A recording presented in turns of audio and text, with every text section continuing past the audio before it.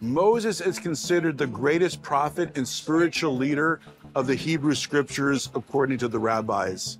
God spoke to him in a very unique and special way. All the signs and wonders and miracles that he performed in the sight of the Jewish people.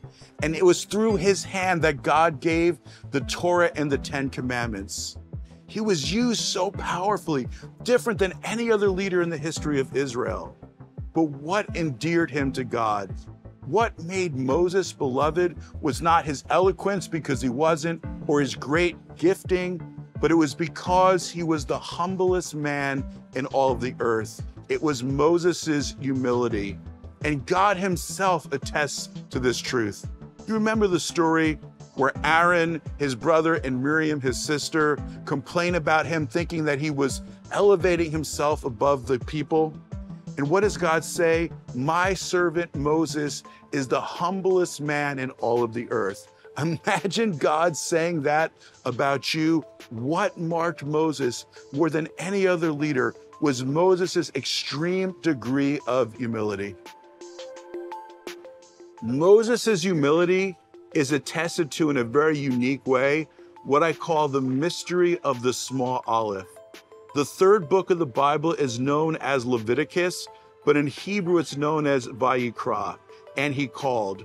When God told Moses to write that first word of the third book, Moses did not want to write that God called him. He was so humble, he didn't want to write that about himself. So God made a compromise with Moses. He let him write the Hebrew word Vayikra, the last letter, with a small letter Aleph.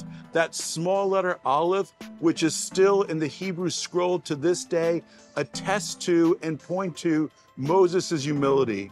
What does it remind us of? What's the lesson that we can learn from it?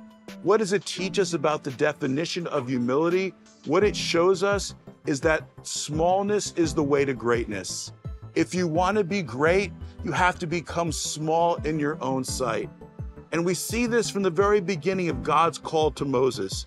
When God called Moses in the burning bush, Moses actually didn't want to go, and he resisted the Lord. He resisted the Lord because he was actually too humble. And that's something we have to understand. I believe one of the best definitions of humility is occupying the right amount of space. When we occupy too much space, we become prideful. When we try to occupy too little space, that's false humility. Moses at the burning bush did not want to occupy the fullness of the place and the space that God had determined for him. And ultimately, God had to kind of rebuke him for him to rise up and step up, to come out of that false sense of humility. There's that old business expression, don't leave anything on the table. I don't want to leave anything on the table that he paid such a high price to purchase. We have to occupy the fullness of the promise, like the children of Israel were to occupy the entirety of the promised land. When you think about a great leader, there's people with great charismatic personalities and great gifting and reach and impact a lot of people, and they kind of can mesmerize a crowd. But think about it for a moment. Are they humble? Do they care about other people? Do they make space for others? A great leader is not the one who has the loudest voice or can get the most attention. Truly, a great leader from a biblical perspective is someone who's humble. And we see this in the numbers because the numerical value of Messiah in Hebrew, Mashiach, is 358. And 358 is also the numerical value of the Hebrew expression, Eved Ivri, Hebrew servant. What does this tell us? That the Messiah was going to be the ultimate embodiment of a Hebrew servant. We're called to be servant leaders. In other words, we're called to be humble. Charisma without character always leads to chaos. Moses was one of the humblest leaders to ever exist, and he was one of the greatest leaders in Israel's history. Yeshua was an even greater leader, and he was even more humble. We need to embody their type of humility because smallness is always the way to greatness. And I believe a great way to understand humility is that humility is occupying the right amount of space.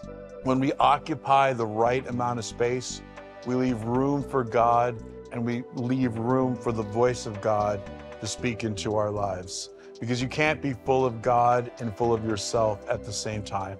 So truly, we need humility. It's one of the foundational traits we need if God is going to use us to make a difference. There's another side to this as well, which is false humility. And false humility can be really dangerous. Rabbi Jason, what is false humility and why is it dangerous? Yeah, I think it's important to define. So pride is occupying too much space, doesn't leave space for God or for others. But false humility is exactly the opposite. It's occupying too little space. So it's thinking less of yourself than God actually thinks of you. And so God wants us to occupy our promise. And so many people will fall short of fully occupying their fullness of their promise because it's kind of like Moses, who's like called by God and he's like, Lord, I've got a problem with my mouth. Send somebody else, right? Well, that was kind of a false humility to start, because if God tells you you're called and to go do it, he's going to give you the ability to do what he's asked you to do. And so many times God calls us to do something, we're like, oh, I'm so worthless. I'm not gifted at all. I could never even do that. Even if God asked me to do it, surely, whether we say it or not, it's like somehow he made the mistake, right? God didn't make a mistake when he created you, and the gifts and abilities that he's given you wasn't by accident. And so we need to break away and not allow that false sense of humility to cripple us and keep us back from fulfilling God's calling and stepping into his promises for our life. What are some keys, or how do I walk out keeping myself in check? Is there a checklist for keeping yourself in check? What can I do to make sure I'm keeping the main thing? I think there's some really practical ways that we can see how are we doing in the department of humility, right? And I think one of those ways is, how do we respond to insults, right? A humble person is a person who doesn't take offense, because a humble person is someone who has died to themselves. I've never seen at a funeral someone look at a corpse and say, man, they don't look that hot, and the corpse get offended, right? When we're humble, we've died to self, and there's not that spirit of offense when people say things that are hurtful or negative. Doesn't mean it doesn't hurt, but we choose not to lash out and try and get revenge or snap back. I think another aspect to humility is teachability. Can we learn from other people? Can we take constructive criticism? I mean, really, a truly humble person is someone who sees that they can learn from everyone. So when God calls us to do something that feels really out of our comfort zone and we don't want to do it, how should we respond to that? Yeah, I mean, God calls us all the time to do things that we don't necessarily feel comfortable with, or that we don't feel we have the gifting or ability to do. Every time I sit down to do something like this, there's some fear and trepidation and anxiety.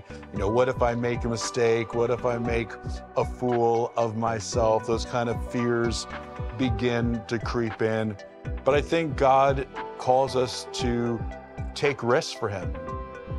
Faith is spelled R-A-S-K. I mean, the reality is one thing I've had to learn is that at the end of the day, what's the worst that can happen, right? The worst that can happen is that I could die. And if I die, I get to go be with the Lord, right? So, I mean, at the end of the day, there's nothing so bad that can happen. And I think that if we don't take a risk, we'll never do anything great for God. And, even if we fall, even if we fail, it doesn't really make a difference, because God will honor the fact that we were willing to humble ourselves and do what he asked us to do.